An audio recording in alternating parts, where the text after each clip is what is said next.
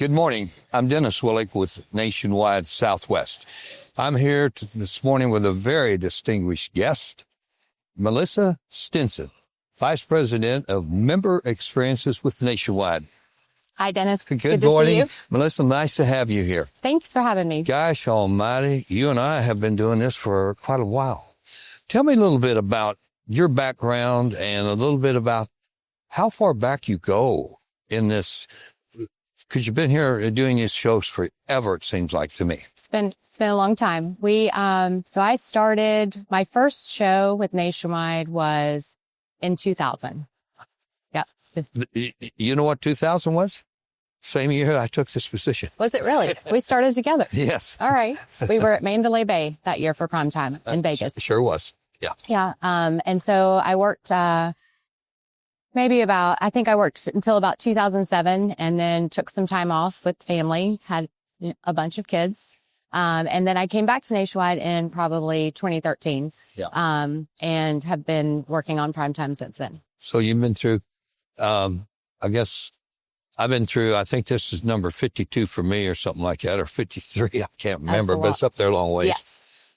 But tell me now, we take for granted on our end, and I'm sure members, they don't really say, I won't say for granted, but there's so much that goes in. Start with me. You're going to, let's just say that we're going to pick a position. We're going to go find a place to have prime time in 27. Yep. What's the beginning of that journey look like? So originally we have to look at the size of the convention center. This show floor is larger than most shows. And so we require more space. So the show doesn't fit in, we don't fit in the Gaylord hotels anymore. So we've moved into bigger convention centers. So first it's finding a space or a location that has enough space to accommodate all of our exhibitors and then surrounding hotels. We like to find a destination that attracts members. This year we're in Fort Lauderdale and the feedback that we've gotten has been really positive. It's just a gorgeous area. The hotel is beautiful. The convention center is beautiful. So I think it drives attendance when we go to new venues. Nashville is always a hit for us. They love the city. San Antonio, we're going back there next year. They love San Antonio. We had a great show there. So I think a lot of it is based on the size of the venue, but also making sure that our members can easily get there. Yeah. Yeah. I think the ease of transportation a lot of times is, really important only because, and of course, if it's in your own backyard, which San Antonio's our backyard, we get a lot of drive-ins and people shoot in there and stuff like that.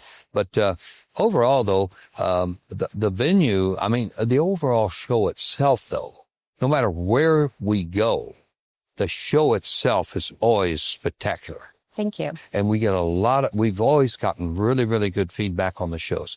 Some have been maybe a little more than others or whatever, but for the most part, you guys have done one tremendous job. Thank you. On putting these things together. And another thing, making sure that we got all the right vendors at these shows is a big calling card as well. So when you send out, I guess the announcement that you're going to have your show, how far in advance do you go to, vendors on that? So we try to post about 2 years in advance, so that vendors can plan their calendars. Uh-huh. And then you plan around some of the big events like K-Biz and things that you got to work Vegas around. market. Yeah, because you can't put it on top of them or right. you lose a lot of your travel, your traffic. So those are all good things. What goes in to planning once you say, okay, this is where we're going to sign a contract. We've alerted all of our vendors. Now then you got to set the floor. All right. Now what goes into that as far as I know you have to kind of position people away from each other, not on top of each other, and not in conflict with each other. Yep. And all the things. Yeah, there's a lot of considerations that go into the setting the floor. We have a great events team at Nationwide. Jenny Fry leads the trade show planning, and she works with all the merchants at Nationwide. we get all of our vendors registered and then start laying it out in the most feasible and reasonable way possible, trying to make everyone happy. Right. Well, and that's what I'm saying. You got to kind of move things around, massage it up a little bit. Yeah, you want it easy to navigate for the members. Right. And then everyone wants to be in a high traffic area, and not every place is a high traffic area, but we do our best. Right, right. Well, I think for the most part, you always, I don't think you can be 100% anything anytime. I think you always strive for perfection, as I say, but you never maybe ever hit it 100%. But for the most part, this show, though, I'm going to tell you something. I don't know what it is particularly yet about what this show is having or doing, but we're getting absolute, unbelievable feedback on classes. All right. And the education, the networking has become, in my opinion, one of the most important things for our members to appreciate and really to engage other members when they come here. And I'm starting to hear, we've been talking that for quite a few years now, that the networking is a really, really big thing. I always talk like this. Okay, you're a retailer, you have a store, and you want to buy products at the best possible price you can, make the most amount of money you can. The show brings that in, and you get the cash backs, and you get all those kinds of things. But if you go there and network, and I'm talking to a Melissa Stenson, and she's on another end of the country, and we're having lunch together, and we're just chatting, and all of a sudden different ideas come up. I take those ideas back and implement it at the store. I call that the gift that keeps on giving and giving and making you money over and over and over. Right. Whereas the show is a short-term proposition when it comes to what you talk about as far as, resource money, the additional dollars, maybe marketing and the things like that with AdRocket and the things and the support that Nationwide puts behind things. But I think at the end of the day, those things are all good because they're good for this period of time. Yes. But you can take back things from the show that you hadn't thought about using, or maybe you had tried one time, it didn't work, and you put it in a shelf, and then you come here and you hear somebody says, hey, I did this, and this way I do it, and you take it back, and all of a sudden it kicks in, and you start making money from that. You start getting more traffic. I think those are the ways we build our base. I always look at a retail store and I say this. When you first open the retail store, it's like building a house. You got to put a foundation down. But you got to put a lot of rebar in the foundation because as you add rooms and different things to the operation, you got to have a lot of beef down there. And I always go back to things like saying, what the group does for a retailer is the group puts all the rebar into the concrete. That's the rebar.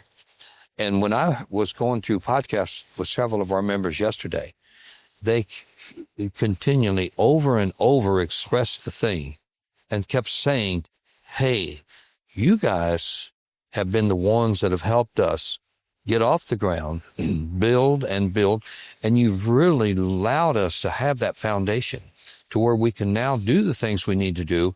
And when you come here, it's all under one roof. I heard that so many times yesterday, and then we've preached it a lot of times over the years that, hey, come here, everything's here. Everything we do for you. That's one of our slogans here in the Southwest, and which we feel. Yeah. And we want our members to feel that. And yet we have so many members that have not attended a show. And that's a frustration to me. And I'm trying to figure out, what do we do?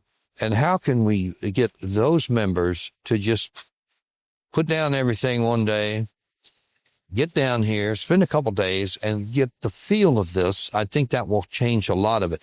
We used to, I think, in my opinion, I think we did a better job a few years ago at really. I think it would be really safe to say prior COVID. Yes. Prior COVID changed a lot of things for a lot of people, and the world.